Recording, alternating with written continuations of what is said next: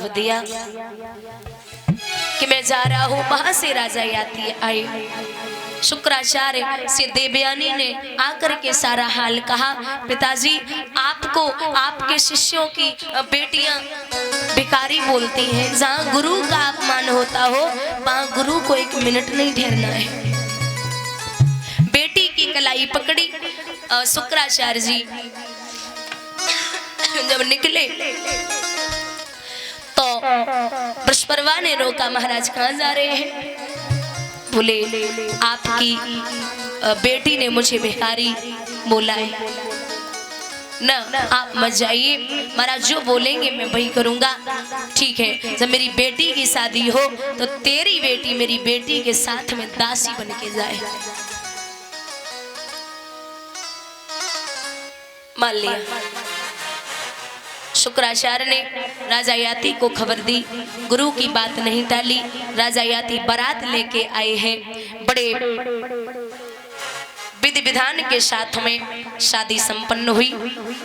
और जब शादी संपन्न हुई है तो कहते हैं विदाई का समय आया।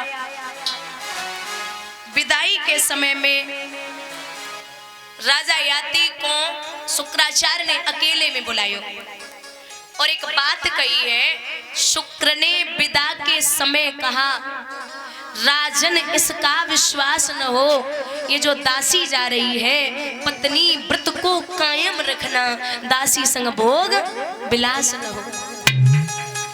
ये जो शर्मिष्ठा नाम की दासी है इसके आसपास भी आप नहीं भटकने चाहिए, और अगर भटक गए ना तो हमसे शुक्राचार्य कहते हैं। विदा किया लाड़ो को, महाराज समय बीता है।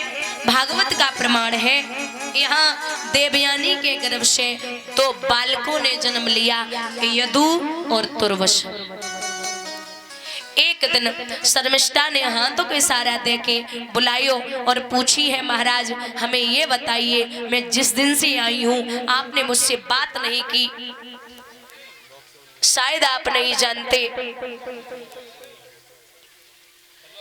कि जो दहेज में चीज आती है उस पे दूल्हे का ही अधिकार होता है। अब देवयानी से छिपके राजा याति शर्मिष्ठा से मिलने जाने लगे। फिर प्रमाण मिलता है कि शर्मिष्ठा के गर्भ से 3 बालकों ने जन्म लिया, अनु, दुरु और पुरु। जब एक दिन शर्मिष्ठा या देवयानी के आंगन में बैठे, महाराज देवयानी के दोनों बच्चा झगड़ गए। जवाब दो, वो शर्मिष्ठा के 3 बेटा, एक मुझ झगड़ा ना हो बे, और तेरे 2 बच्चा रोज झगड़ा करे। जो सुनी कि शर्मिष्ठा के 3 बेटा, महाराज मेरे बाप ने पहले ही कहा था कि आप दासी के पास मत जाना, आप नहीं माने। भाग के पहुंची है शुक्राचार्य जी से, कहा पिताजी वो तो आपकी बात नहीं माने।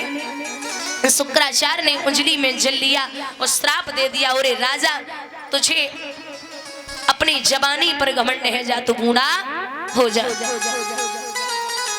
बूढ़े है गए, जाकर के देखा तो देवयानी ने पति को जब देखा है तो बड़ी परेशान हो गई।